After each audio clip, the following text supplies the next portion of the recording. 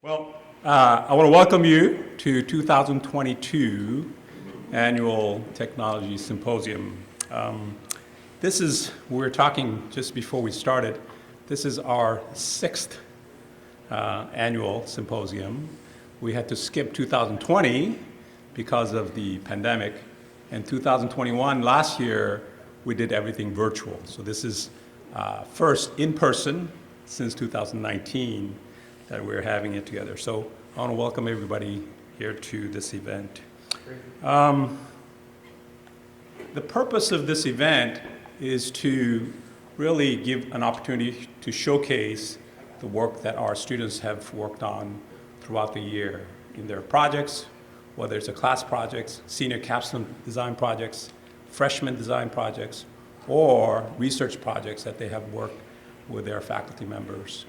And then also give an opportunity for our industry partners who have sponsored these projects to come and see those projects, as well as to recognize the work that our students have done. And on the side, perhaps you can also recruit some of the bright students for your company. So that's another purpose. We also would like to make this event as an event where we would promote STEM in this Chattanooga region and to the public, to understand more about STEM and STEM activities that goes on at UTC and in this community. So you will see, in addition to the projects that our students have worked on, the projects that teachers in Hamilton County have worked on over the year, under the Research Experience for Teachers program that they have worked with our faculty members. So it's a time that we can celebrate together all the work that our students have done and celebrate STEM, engineering, computer science, engineering management, technology, and mechatronics, all the above. So welcome to this event. I want to thank our students first for their hard work throughout the year. If you recall your undergraduate years, there are many nights that you had to spend to finish projects together, and these students have done that. So I hope that as you are looking at their projects and talking to them, that you realize that they have worked hard for these projects. So let's give them a round of applause for their hard work. I also want to thank our faculty members who have worked alongside with our students, guiding them and helping them to accomplish the work that they have done. We have company representatives who have, as I mentioned, that they have sponsored the projects. Without their partnership, we would not be able to accomplish the things that we have done. So we want to thank them. Judges, we have over 40 plus judges who have signed up to help us today. So we also want to give a big thanks to our judges for giving us the support and partnering with us for this event. I want to thank our speaker, keynote speaker, Mr. John Loudermilk, who is our alumnus, who is the CEO, as you will hear a little bit later, CEO of Berla Carbon, international company that we're very proud of him being the top of that organization and making time for him to come and talk to us. So we want to thank him for that.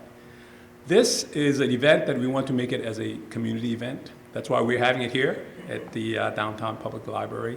So we would like to also thank our public library folks who have made it possible and partnering with us for this event. So this is going to be a great event and a wonderful time. I hope that you will have great time and fun celebrating this event. Students, make sure that you really showcase your work, tell them all the things that you have done.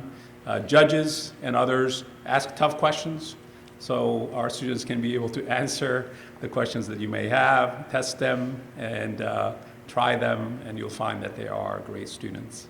So let's give all of these students and the partners, judges, everybody that I have mentioned, a round of applause, thanking them together.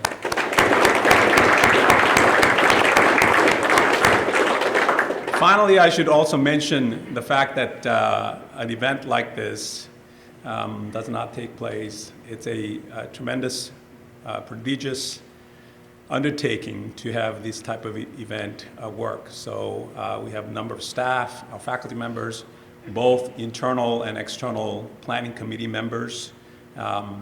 In particular, we have, I don't see Brian Wooten here, Brian Wooten, who have printed all those posters that you'll see upstairs and preparing all the documents. I want to thank our Chief of Staff, Sarah Jackson, sitting here, along with Christy Waldrop, and then Phil Bonfilio in the back, who have organized and helped us to make this event possible. So let's give them also a round of applause.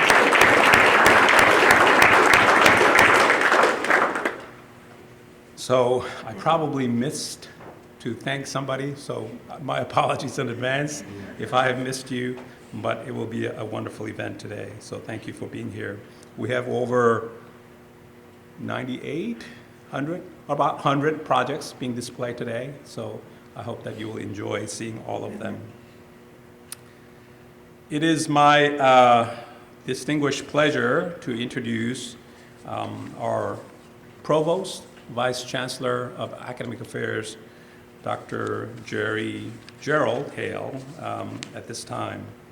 Dr. Gerald joined us in 2019 as the Provost after serving as the Dean of the School of Humanities and Social Sciences at the College of Charleston, where he held the Dean of College of Arts and Science and Letters at the University of Michigan Dearborn before taking that place at the University of Charleston. He's internationally recognized scholar, an award winner, winning instructor of communication, and before his dean appointment, he had a faculty appointment at the University of Georgia from 1991 to 2010, including 9 years as head of the Department of Speech Communication. Now it's called Communication Studies. And while there, he was a recipient of the National Communications Association's Charles Woodbird Award for seminal research and the Southern States Communication Association's Michael Osborne Award for Excellence in Scholarship, Teaching, and Service. He holds a bachelor's BA degree in political science from UCLA, MA and PhD degrees in communication from Michigan State University. Please help me to join inviting our Dr. Hale to the podium.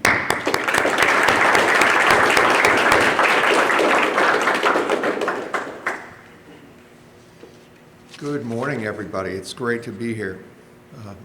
On behalf of our Chancellor, Dr. Stephen Engel, and the entire UTC community, I want to welcome you to this 6th Annual Technology Symposium presented by Miller Industries EPB and the TVA Nuclear Division. I also want to echo Dean Pack's sentiments and take this opportunity to thank the educational partners for this event: Chattanooga State Community College, Cleveland State Community College, Dalton State College, Hamilton County Schools, and UTC, especially our College of Engineering and Computer Science.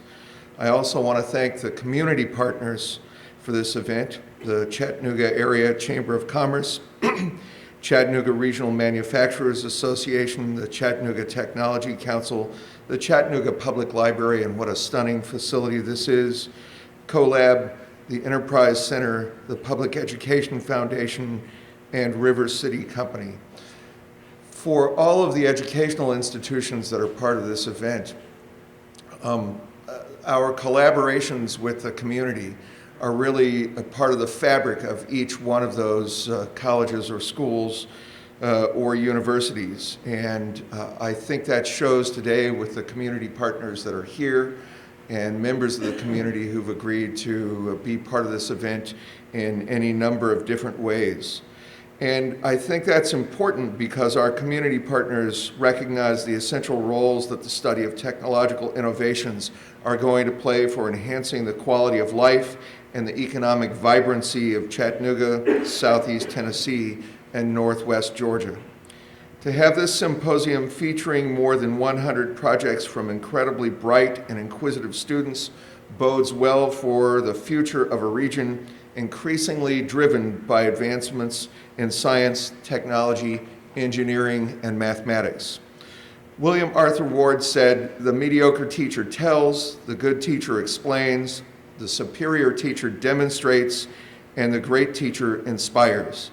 The professors and teachers who are here today, to all of you, I want to say thank you for being the sort of teachers who inspire these outstanding students whose work you're going to see today, and for nurturing them in a curiosity that will last a lifetime. As UTC's Chief Academic Officer, I have a selfish reason for my excitement over this event with all of the different folks that are here today. Students, you're among the best and brightest in your community, in your states, and in your region. Don't let your curiosity about technological innovations end today. And when you think about how and especially where to advance your understanding of technology, if you are a high school student who might be here today, we hope that you'll explore your curiosity and think about one of the colleges represented here today. And of course, selfishly for me, I hope you'll think about UTC. For the UTC students who are here today, we thank you for everything you do to contribute to the climate on our campus. The intellectual sense of vibrancy that is in our community is outstanding, and you're a large part of that, and I want to thank you for that. Samuel Johnson wrote that curiosity is, in great and generous minds, the first passion and the last. And Albert Einstein wrote, "The important thing is not to stop questioning.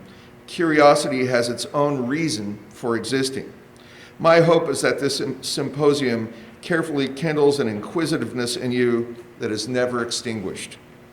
No matter what your role is here today, whether you're a presenter, mentor, judge, or audience member, I hope you have a great time. This should be a lot of fun. And I hope you learn something that makes you optimistic about the future and the role that technology is going to play in our future. Thank you very much, and again, welcome to this incredible symposium.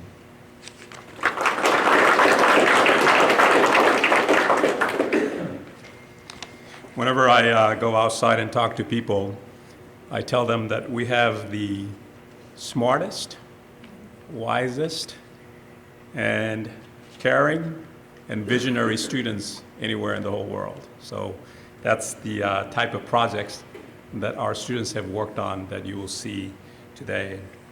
It is now my great pleasure to introduce you to the keynote speaker, Mr. John Loudermilk, Chief Executive Operating Officer for Berla Carbon. So the Berla Carbon is a leading global supplier of carbon black, and you hear, I think, much about that a little later from Mr. Loudermilk. He's the CEO of Berla Carbon, based at the company headquarters in Atlanta, Georgia. Mr. Loudermilk also oversees the Canadian pulp units, AV Cell Incorporation, AV Necowick Incorporation, and AV Terrace Bay Incorporation are part of the Adita Berla Carbon's pulp and fiber businesses. Mr. Loudermilk joined the carbon black business in 2005 as Director of Global Operations. In 2008, he was appointed Vice President of Global Operations with responsibility for global manufacturing facilities, along with corporate engineering quality and Six Sigma. He subsequently took responsibility for the North America business and has led the technology and strategy efforts for the company during his tenure. In January 2016, he assumed additional responsibilities for the Europe and Africa region of Berla Carbon. He was appointed Chief Operating Officer in September 2017, responsible for all aspects of the company's business operations globally until he was appointed CEO in August 2021. In 2021, Mr. Loudermilk also assumed responsibility for the Canadian pulp business of the company.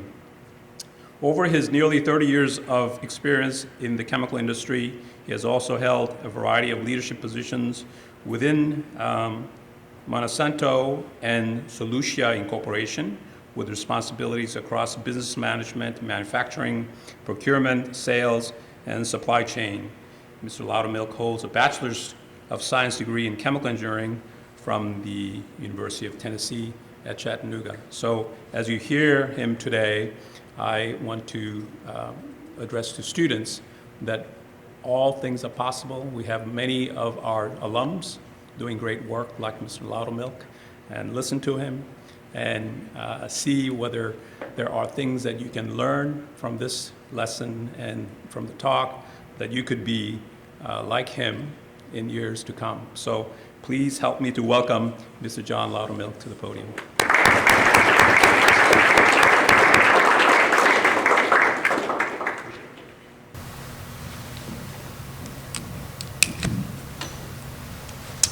Okay, is the sound all right? Perfect. I've had a great opportunity over the last few years to work with the College of Engineering and Computer Science. And the part I always enjoy the most is the chance to interact with students, so I'm really looking forward to seeing some of the projects today. I get a chance to work with a lot of managers, professionals, administrators in my daily life, and the chance to see what the future holds gives me really great hope and inspiration and confidence in that future. So I look forward to interacting with you all today and appreciate the chance to be here. Thanks for the kind introduction. We can go to the next slide. Just to give you one back if you can, yeah, just to give you a view of where my perspective comes from. As Dean Pack said, I'm responsible for Berla Carbon. It's a global carbon black company. We're the leader in our industry, 16 facilities, 5 continents, multiple research centers. It's a very global organization. Global scale with a focus on sustainability and emerging materials in energy systems provide growth opportunities for us. Carbon black is a key ingredient that goes into rubber materials to provide strength. It gives color, conductive properties, in other applications like top coat paint or plastics, lithium-ion batteries, things of that nature. It's a very high surface area material, so a gram of carbon black, if you lined it up by its aggregates in would cover the circumference of the Earth at the equator. The amount of carbon black in a single tire would cover over 27 football fields. So it's a very interesting, unique material. We've been in this business for over 150 years. So this is something we certainly know very well. And I think one of the lessons I'd like for you to take from this is a very nondescript industry you've probably never heard of. You're wearing something right now, holding in your hand, or drove to this venue using carbon black. But our future provides the opportunity to really make a big difference in the world. So we can go to the next slide. These are a couple graphs. You won't be able to see the numbers, but the point I wanted to make on the left is kind of pre-industrial age through today in terms of the average global temperatures. And we're up about a degree centigrade as of right now over that period of time. The graph on the right shows what the expectation is going forward. The bottom line is, in worst case scenario, it's extremely high, over 4 degrees centigrade by 2100. There are people in this room who will be here in 2100. I won't be one of them, but many of you will. If you take what the current expectations are, temperatures on the surface of the Earth will rise about 2 degrees centigrade.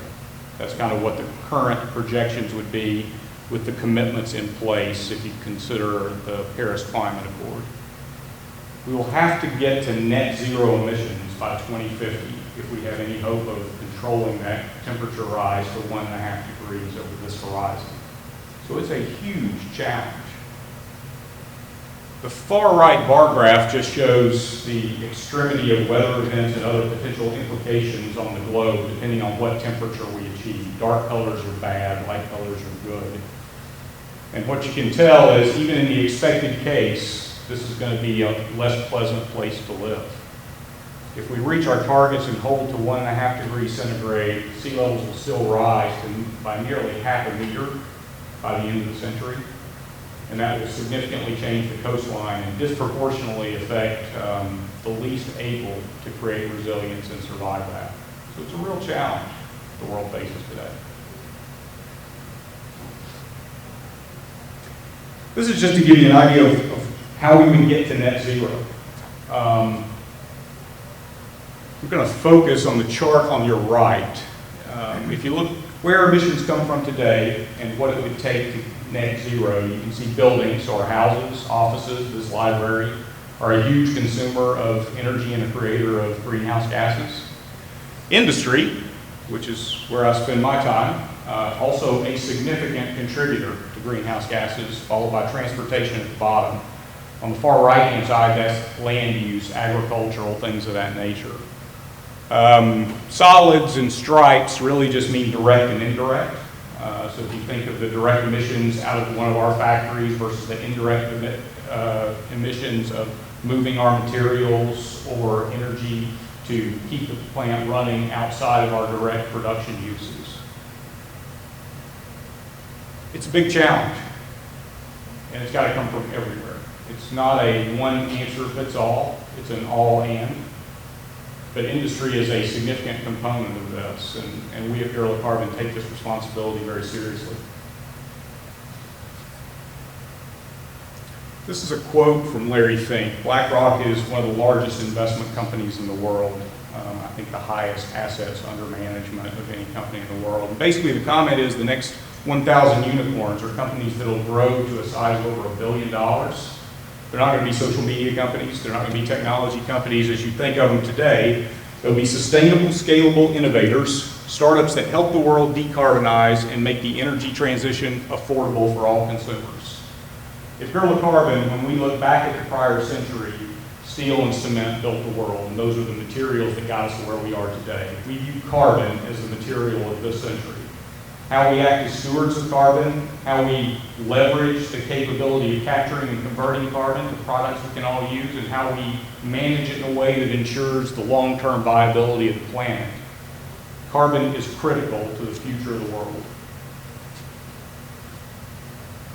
Go to the next slide.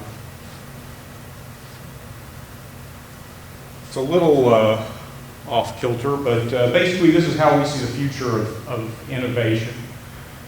When you think of innovation today and in the past century, it was all about corporations or institutions like universities who owned IP.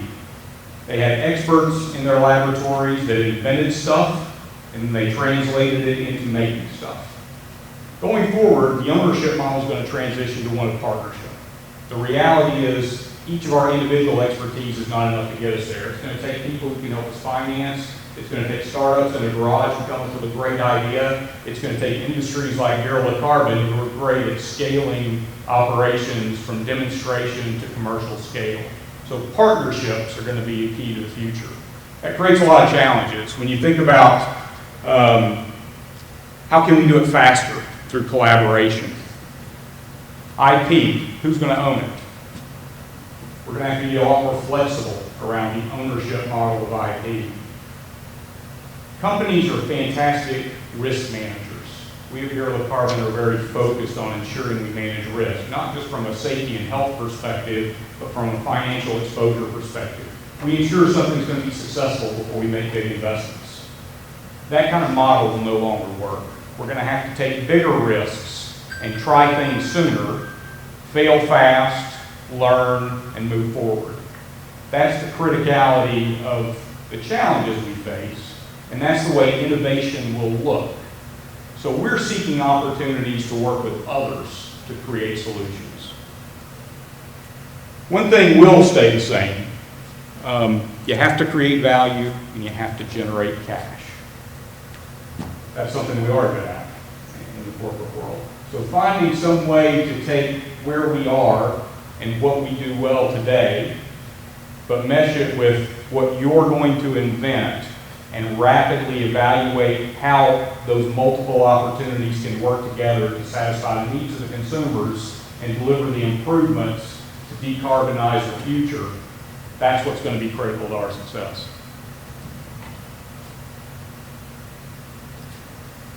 One other point is around diversity. Innovation is built on diversity of thought. And the reality is we're a long way from emulating the makeup of the global population within our corporation at Berla Carbon or within almost any entity today. Finding ways to provide everyone the opportunity to be successful, make sure they have the support and there's equity that gives them the chance to be the best they can be is what's going to provide the platform where we can be successful.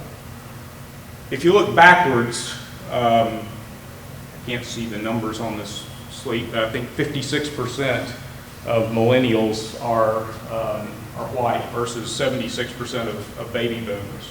So the population has changed dramatically in that period of time. I think very few people in this room would classify themselves as millennials. They're a much later generation than that. And so diversity is constantly evolving. Almost 1 billion people are estimated to experience disability in the world. How are they included? How are they providing, how are we taking advantage of their perspective and their solutions? LinkedIn did a study a couple of years ago that says we each use 200 biases to make decisions in everyday life. Each of those biases limit us on what we can do, what we can accomplish. Companies with higher than average diversity have almost 20% higher revenues from innovation. So be that new products, IP that we license to other companies for end uses, 20% higher revenues. And companies that are in the top quartile from an ethnic and cultural diversity perspective are almost 60% more likely to have higher earnings. So the data is incredibly compelling. But I'm yet to see the commitment on the part of industry and institutions to ensure that the diversity gap is closed. I look around this room and I see a great deal of diversity. I believe confidently you will all have an opportunity to contribute and make a difference in the world. What I would challenge you with is how do you help others do the same? There are a lot of people who don't have the same opportunities as us. And finding a way to get their ideas on the table will be the difference between succeeding and failing. So what does it mean for Berla Carbon, a company like ours that's been around for 150 years? We've significantly increased our investment in research and development. Over 5% of our profits go into R&D today. So again, if we've been making carbon black for over 100 years and selling it for 150, how much more is there to discover? Turns out a lot. Not just in carbon black, but in associated synergistic technologies that can help solve some of these problems. Our focus is on new technologies for carbon capture and conversion. It's on new materials for applications like energy systems. It's on new ways to drive circularity. Our purpose is articulated to share the strength. It's about a spirit of collaboration. But fundamentally, we've created an innovation action team to focus on driving innovation in our organization.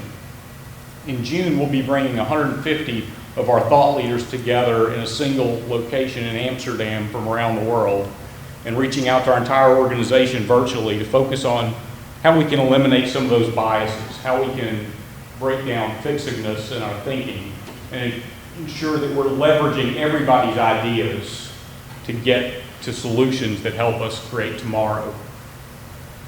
We conduct open innovation campaigns, both inside the company and out.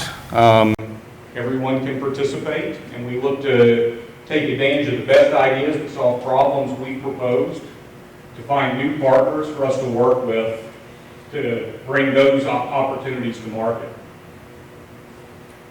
We've entered into partnerships with startups, companies like Chasm, which is focused on carbon nanotubes, a company called Grand Bio that has expertise in nanocellulose, to work with those materials synergistically with carbon black to reduce the footprint of our products and to make our products more effective at reducing the footprint for our customers. So things like rolling resistance in tires to improve energy efficiency and reduce the carbon footprint of the vehicles in the transportation sector.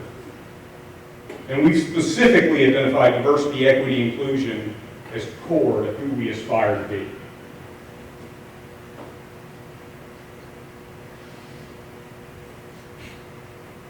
So sustainability through innovation is kind of what we see as our future. We announced our ambition to reach net zero last year. We're the first in our industry to do it, and it's a long way off. We're focused on research, reduction, reuse, recapture, things like that to provide a future. We'll be announcing this year intermediate targets between now and 2030 that are science-based initiatives connected that ensure we're on a path to deliver net zero by 2050.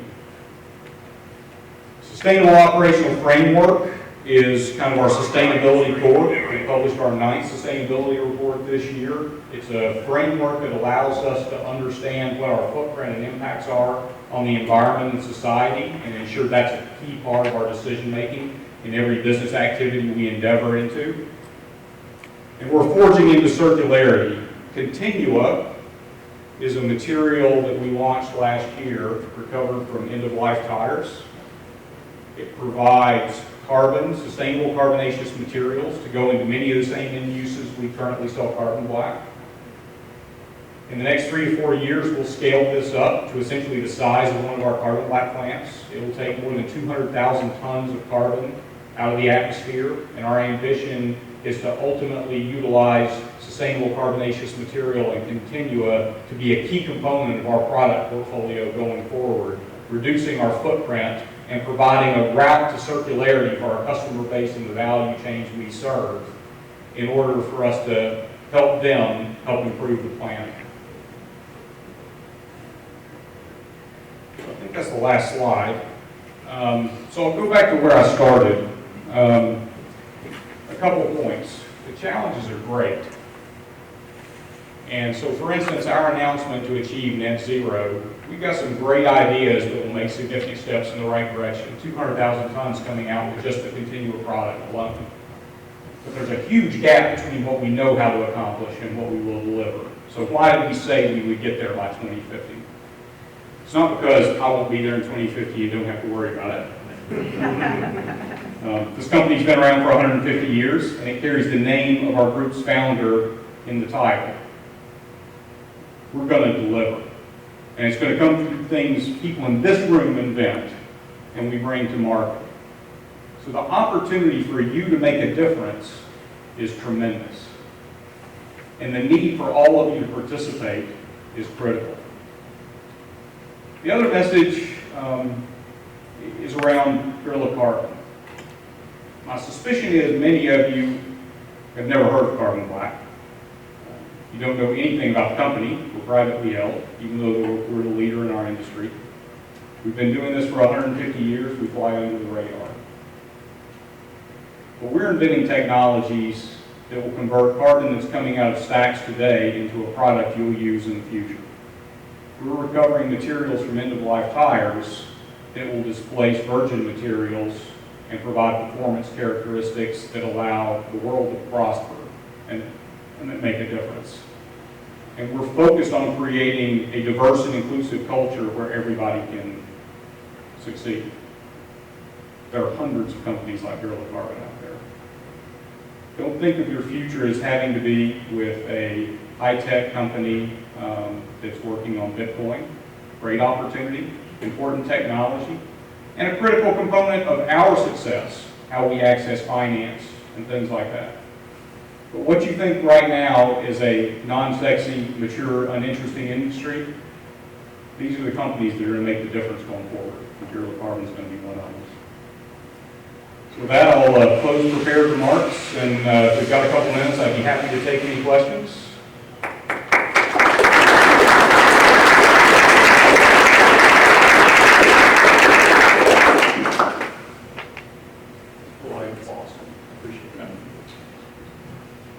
Any concerns, questions?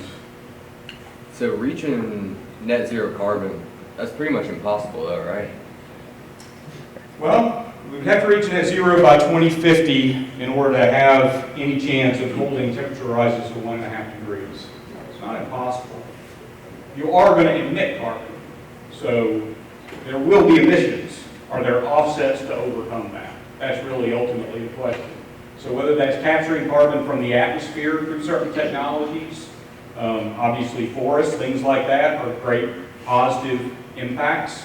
I heard a story yesterday on NPR on how large wild animals have a positive impact on carbon capture in terms of what they do to fertilize the earth and spread seeds in their grazing, things of that nature. Capturing carbon out of factories and doing something with it. I mean, today you can sequester it, you can pump it down deep in the earth to prevent it from entering the atmosphere, but ultimately the answer is turning that into a product that you'll buy. So net zero is achievable. It's a matter of can we. I've seen studies from the Boston Consulting Group that would basically say the economic impact of climate change over the next 50 years are pretty horrendous. If you look at the incremental costs required to reach net zero, it will certainly add 1 to 2% inflation to the end product for many, if not most, consumable products. 1 to 2%. But it'll add more than that in terms of GDP value to the global economy. So it's definitely achievable. The question is, how do you get over that hump? How do you incent the investment in industry to make it happen? How do you convince consumers that they should be willing to pay a small amount extra to help their children and their children's children's future? So the technologies are partially there and can be accomplished. It doesn't come for free, but the net benefit will outweigh the cost, is my belief.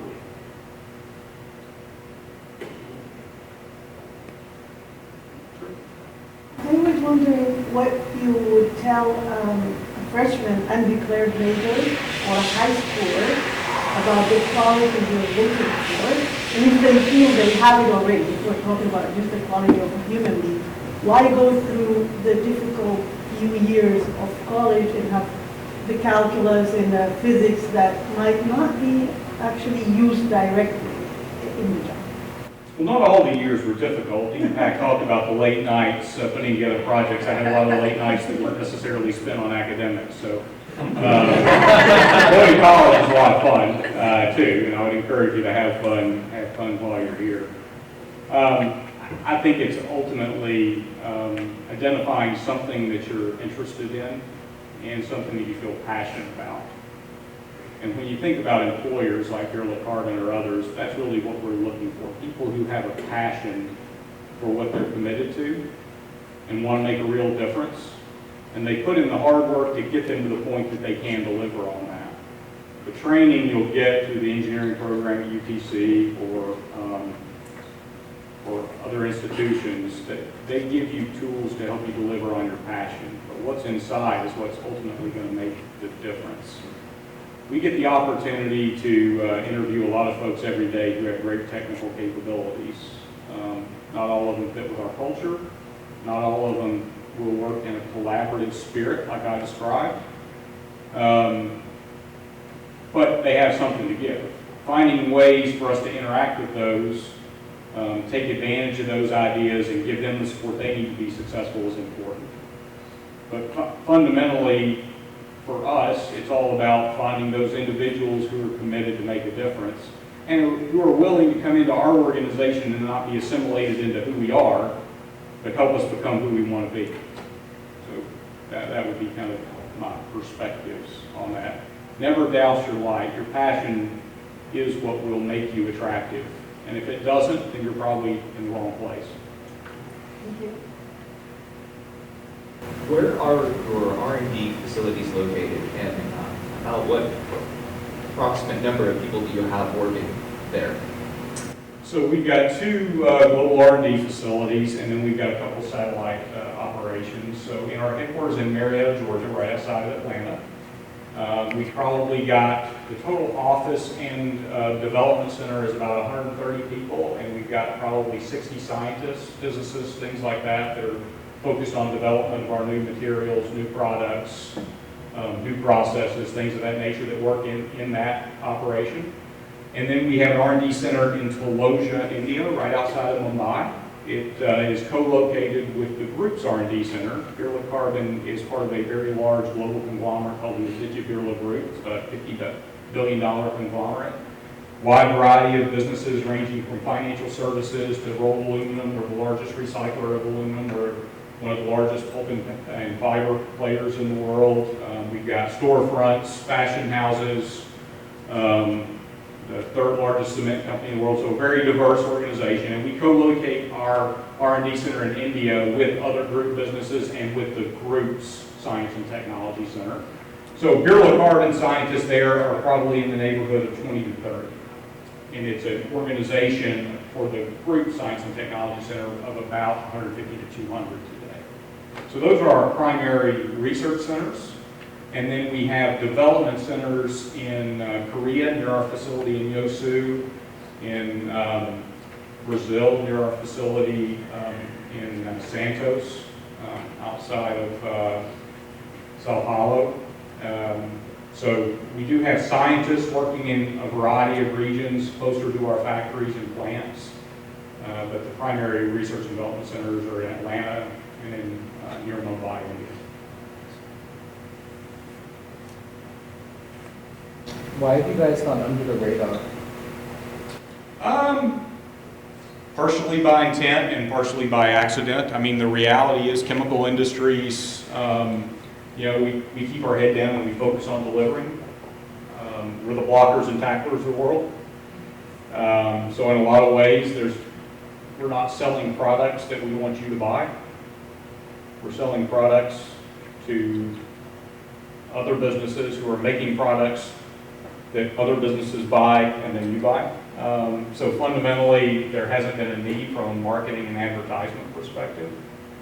When you think of things like recruiting and being attractive employers, we take advantage of interaction in places like this with universities and institutions. Our customers know us well, but it's a relatively small universe, pretty concentrated group of customers.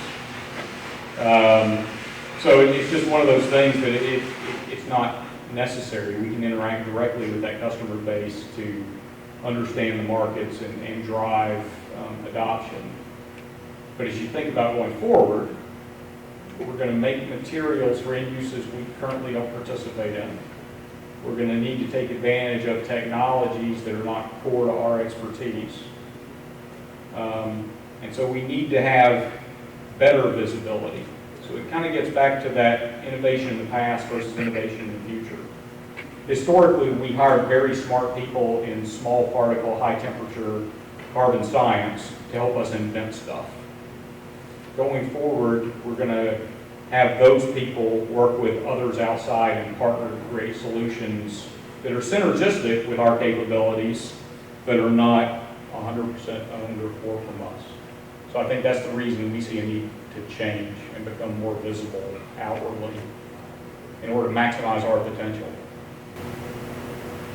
A light comment to follow, if you don't mind. Sure. So there was a company actually that advertises on TV and maybe a competitor of yours, but I think people do remember because in my head it's like at XXX. We don't make a lot of the products you buy, we make a lot of the products you buy better. I remember the commercial, so I hope I will see you on the My suspicion is you won't. Number one, you've seen me in person, you know how unimpressive I can be. So seeing me in person. I disagree. The other thing is, you know, I prefer to invest our limited capital in building capability and capacity, but finding partners is important. And that's why things like open innovation campaigns, interacting with institutions like this, they present opportunities for us to broaden our sphere of influence and to broaden our opportunity to interact with other spheres of influence. The products we do sell do make your life better. I can't.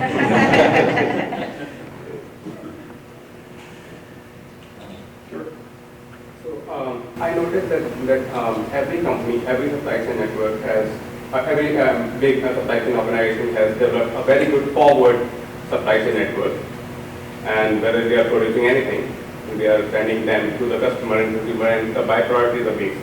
The base can be a carbon waste, And by forward supply chain network, I mean when we are sending anything to the into a land network or maybe to the atmosphere.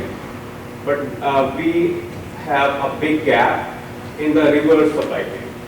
By reverse supply chain, I mean how you can process the waste, the carbon waste, from the land or from the atmosphere. And from the economic side, we have stakeholders to manage. And many times we have seen the reverse supply chain network is not that efficient because the byproduct is not economically important, or it will not generate that much amount of value that the forward supply chain network product can generate. So how will you manage stakeholders to achieve your goal? Because the stakeholders will always be looking for more cash, but the reverse supply chain network will not be that efficient or not that efficient now. Yeah, so I think it's an interesting question. Number one, I would say the chemical industry does think long and hard about co-products in our processes, and they are key contributors to the economic value we create. So how much incremental profit you can generate or value you can create from the variety of co-products that come out of chemical processes are a considerable part of the overall profit picture in return for a company. Carbon black specifically, we are a large producer of carbon that we take out of heavy oils as our feedstock, but the balance of the carbon and hydrogen that comes from those sources we turn into energy. We're a net energy positive company, so we produce more than we consume, and it's a very energy intensive process. And maximizing the value of that energy is an important component.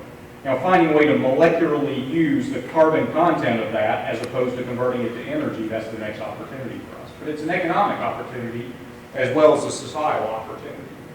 So I don't think those two issues are at odds, fundamentally. I do think sometimes it's difficult to figure out how to capture the value. And so things like regulatory changes that put costs around carbon, that provides a clear marker to understand the incremental benefit of taking carbon out of the atmosphere. So I think there are market forces and regulatory changes that are helping us to understand how carbon footprint is adversely impacting society in terms of emissions going up and the value of taking it out. It will eventually convert into the value of products that people buy. It is a long way from efficient. There's no doubt about that. If there's a clear material, a clear customer, you understand the market dynamics, and you ensure that you price it in a way that provides adequate return for the entire value chain. We're going to have to ensure those products provide incremental price to cover return on the investment that will allow us to eventually expand our markets with these other materials. It's not an easy answer, but fundamentally, if you think of it from a pure economic perspective for us, as opposed to buying a raw material that's based on a barrel of oil, which today is quite expensive. I'm not sure how many of you filled up your car in the last few weeks. If I can take that raw material from one of TPA's energy complexes, coming out of stack today for free, and convert it to my product, there's a huge margin opportunity there. Okay, maybe one last question? Okay, so I have a question for you. You talked about the need for innovation and need to work as a team to be successful. For example, the carbon net zero goal that you mentioned. What are some of the things that you can tell our students that they can do to be prepared or to work on so that they can be innovative and a team player? Yeah, so this concept of fixedness, I think, is an important thing. We do all walk into everything with our own biases. So finding a way to have an open mind as you enter any conversation is critical when you're talking about any topic. You're better at it than I am, largely because of the benefit of your age. Experience has some great things, but sometimes it can be your greatest barrier. I know why something won't work as opposed to understanding why it could in some cases. And that's a huge advantage that I would encourage you to take advantage of. One of the other areas I think that's important is around this area of diversity, not just cultural or ethnicity, gender, but also work with the teams in your business school, work with the teams in your history departments, work with the teams across the university's kind of broad bandwidth, and find ways to see how the economics can support your innovation opportunities to turn them into commercial reality. I think that cross-functional capability is something that companies like ours don't see college graduates having experience in, but are critical to our success. I very rarely have a team working on any issue that would be made up wholly of physicists or chemical engineers or engineers or accountants. They're all cross-functional, and that's the way you need to look at the world. Your disciplinary expertise is necessary but not sufficient. Your ability and willingness to contribute that to a broader group to create a broader solution with kind of a holistic understanding of the opportunity and the potential, that's what will make the difference. So I would encourage you to get kind of outside your circle of friends and expertise and participate on projects and opportunities that require cross-functional participation to deliver on the objectives. Dr. Deepak, I have students, teachers doing history with drones, for example. Great. So I'm glad you mentioned history. Wonderful. Well, thank you for the great talk and great advice to our students. Let's give them a round of applause.